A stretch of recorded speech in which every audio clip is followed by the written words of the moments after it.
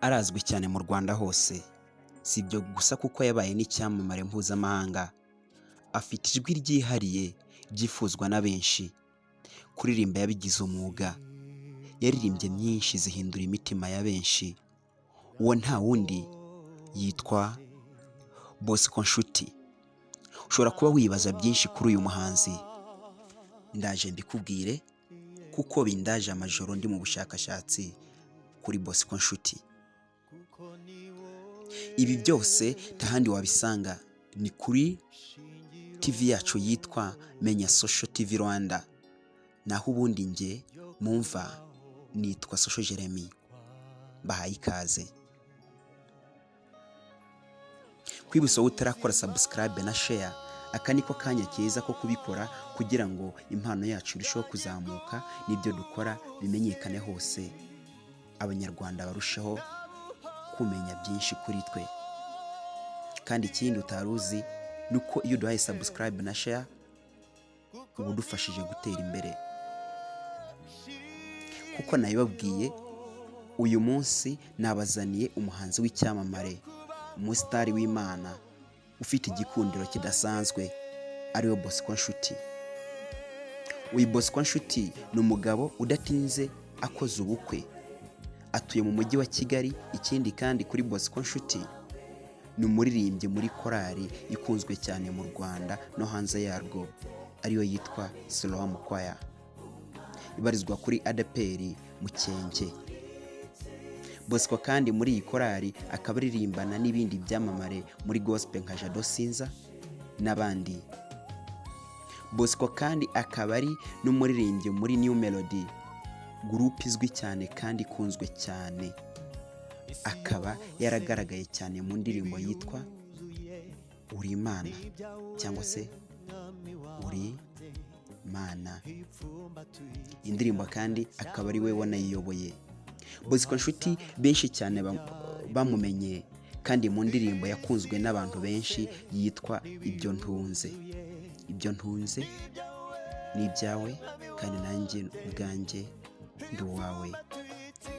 Akaba ari nayo muri kumva mwaya majwi.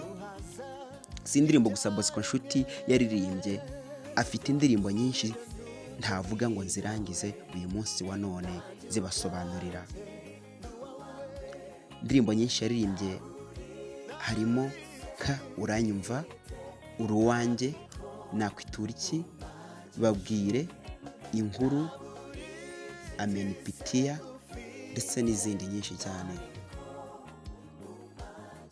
Uretse izi ndirimbo kandi hari indirimbo Bosco Nshuti yaririmbye mu mwaka wa 2019. Iyo ndirimbo yatumye habaho ibintu bitangaje ushobora kuba utaruzi kuri Bosco Nshuti. Iyo ndirimbo yitwa Umutima cyangwa se Umutima Ukangutse. Iyi ndirimbo ya Bosco yitwa Umutima cyangwa se Umutima Ukangutse yarokoye ubuzima bw'umwana w'umukobwa bitangaje benshi batazi, ariko nyamara iyi ndirimbo yaramurokoye mu buryo butangaje. Umva uko byagenze. Yanyandikiye lettre cyangwa se ibaruwa igaragaza ko yari Imana yari yandikiye ari kuyisaba imbabazi. Yanditse ati: icyo gihe ndabyibuka neza, twari turi mu modoka turi kumwe na bagenzi banjye tugiye kuryoshya, tugiye muri boîte. Rero imodoka yakomeje urugendo. Icyo gihe bari bacuranze radio mu modoka kuri Kiss FM. Haza gutambukaho indirimbo ya Bosco yitwa Umutima. Iyo ndirimbo rero nayumvise ingera ku mutima, numva nkaho ari njye uri kubwirwa. Umutima wanjye wakomeje gutekereza kuri iyo ndirimbo, gukomeza kugenda biranga, bituma mpagarika shoferi mviramo aho nari ngeze, subira inyuma. Mu kanya gake nahise numva itangazo rivuga ko iyo modoka nari ndimo yakoze impanuka, ndetse na bagenzi banjye bari muri iyo modoka ko bitabye Imana. Mpita mfata umwanzuro wo gukizwa, saba Imana imbabazi niyemeza kuba umukozi wayo. None ndagushimiye wowe Nshuti Bosco kuko nahamagawe n'indirimbo yawe wakoze. Imana ikongerere umwuka wera mu bihangano byawe.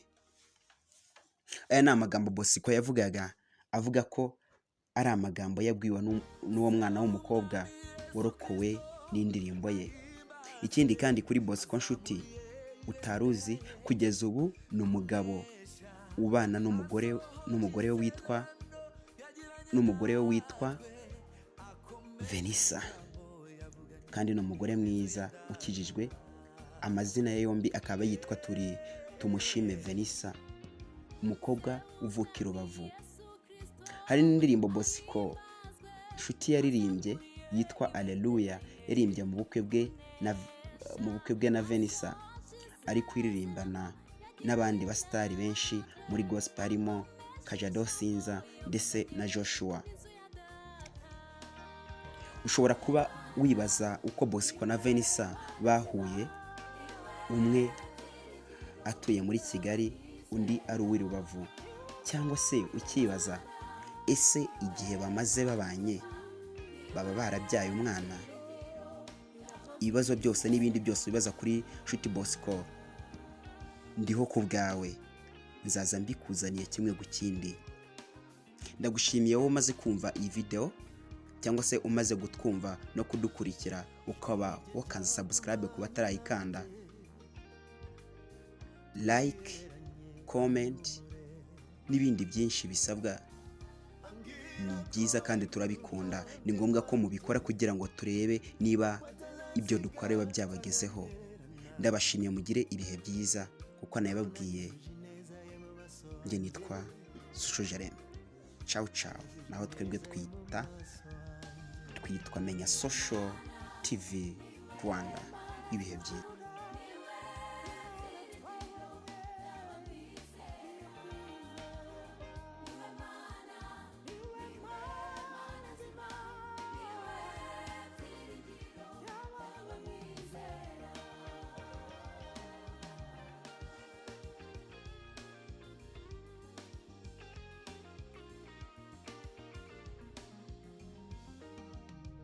Arazirikana nakiza ima batunganye, iminsi yabo bazayimara